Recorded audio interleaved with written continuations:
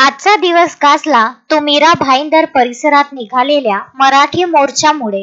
मराठीच्या मुद्द्यावर पुन्हा एकदा मराठी माणसांची एकजूट महाराष्ट्रानं अनुभवली।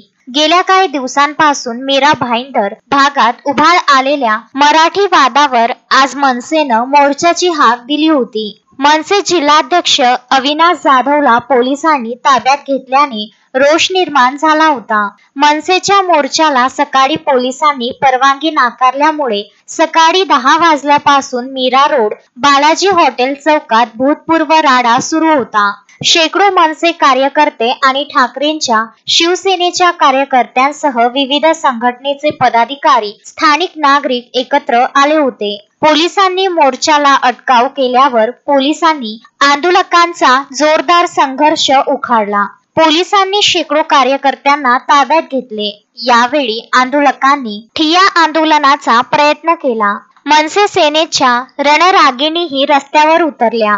त्यांची पोलिसांची धक्काबुक्की झाली। अखेर या संघर्षाची अगदी मुख्यमंत्र्यांपर्यंत दखल घेतली गेल्यावर दुपारी 12:15च्या सुमारास मनसेने त्याच मार्गावरून मोर्चा काढला। मोर्चाच्या मार्गावरून सहमती न झाल्याने परवानगी नाकारण्याची शिफारस मुख्यमंत्र्यांनी केली। मात्र अखेर सरकारला माघार घ्यावी लागली आणि मनसेचा हा मोर्चा निघाला।